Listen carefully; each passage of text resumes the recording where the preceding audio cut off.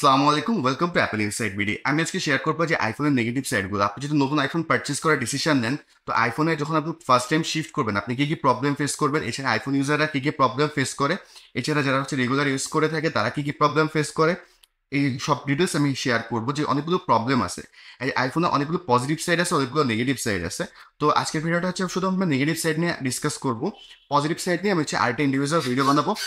এছাড়া iPhone related অনেক video আছে আমার চ্যানেলে, আপনারা চাইলে আমার চ্যানেলটি ঘুরে দেখতে পারেন, যে আপনারা অনেক বেশি ইনফরমেশন পেয়ে যাবেন এখান থেকে। তো প্রথম নেগেটিভ সাইড হচ্ছে কল লগ।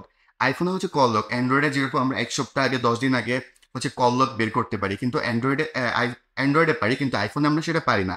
আইফোনের কল লগটা একদম লিমিটেড। আইফোনের কল লগ হচ্ছে আপনার অনলি 20টা কল লগ থাকে। দ্যাট মিনস আপনি 2-3 দিন আগের কল লগ খুঁজলেই সেটা পাবেন না। এক number negative side. Second negative side হচ্ছে রেকর্ডিং। হ্যাঁ, এখন আপনি বলতে পারেন যে অ্যান্ড্রয়েড তো রেকর্ডিং করা যায় না। হ্যাঁ, অ্যান্ড্রয়েডে রেকর্ডিং করা যায় না, এটা রিসেন্টলি অফ করে দিছে, কিন্তু আইফোনে এটা কখনোই করা যায় না। এটা আইফোনে কখনোই করা যায় না।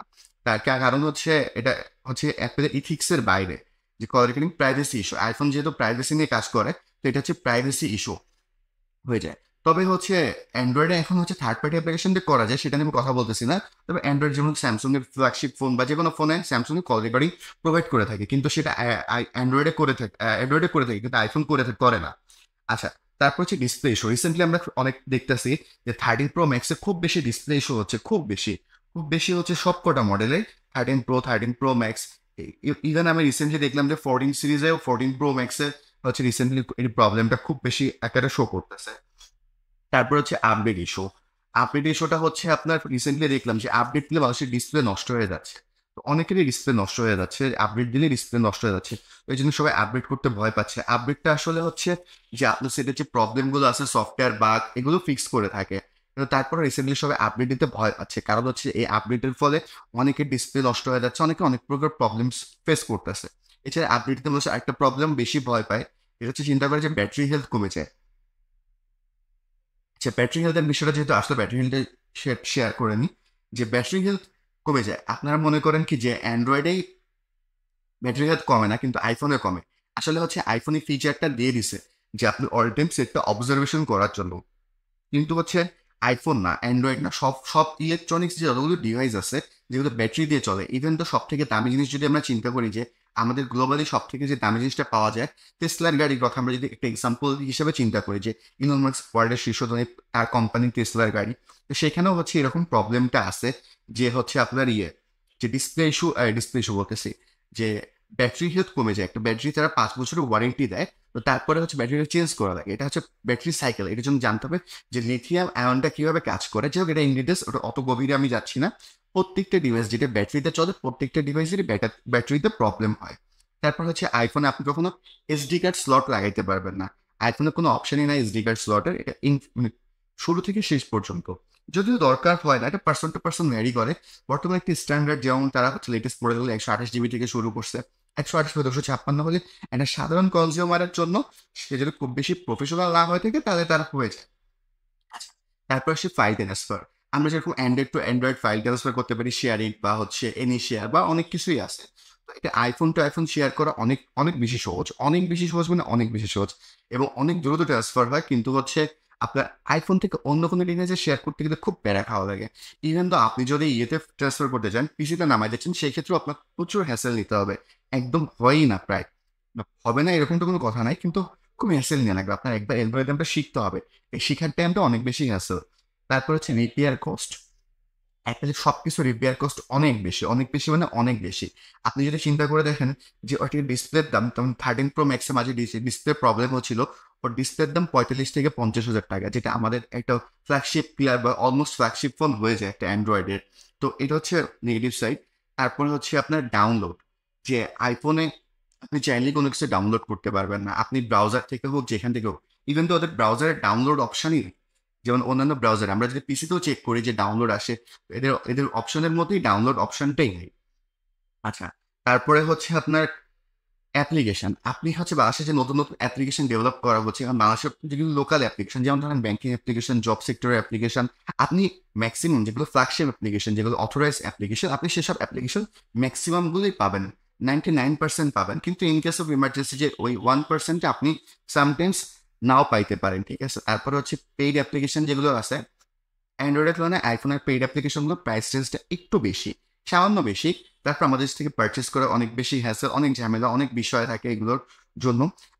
তারপরে হচ্ছে প্রাইস, এটা হচ্ছে অনেকের কাছে অনেক নেগেটিভ। যেমন একটা আইফোনের ফোন কিনতে গেলে লেটেস্ট মডেল যদি আপনি পারচেস করতে চান, নন প্রো মডেল, দেন 14 কিনতে গেলে আপনার 90,000 টাকা প্লাস প্লাস লাগবে। তারপর প্রো কিনতে গেলে আপনার 1,25,000-30,000 টাকা লাগবে। প্রো ম্যাক্স কিনতে গেলে আপনার অন্তত 1.5 লাখের 1,40,000, হান দাম একটু কমে গেছে, 1,40,000 টাকা লাগবে। তো 1,40,000 টাকাতে একটা ফোন পারচেস করা, এটা আমাদের দেশের প্রসপেক্টিভ থেকে যদি আমরা চিন্তা করি, এটা অনেক বেশি হাই হাই প্রাইস, অনেক বেশি হাই প্রাইস। যে সাধারণত মানুষ 1,40,000 টাকা মানে লাখ টাকা ক্রস করে যাওয়া মানে একটা ফোনের ক্ষেত্রে আর অনেক বেশি ইফেক্টিভ বিষয়। তারপর আরেকটা নেগেটিভ সাইড হচ্ছে যে স্লো চার্জার। যে আইফোন একে তো চার্জার প্রোভাইডই করে না, তারপরে হচ্ছে এই চার্জারটা প্রোভাইডই করে না, স্লো চার্জ হয়।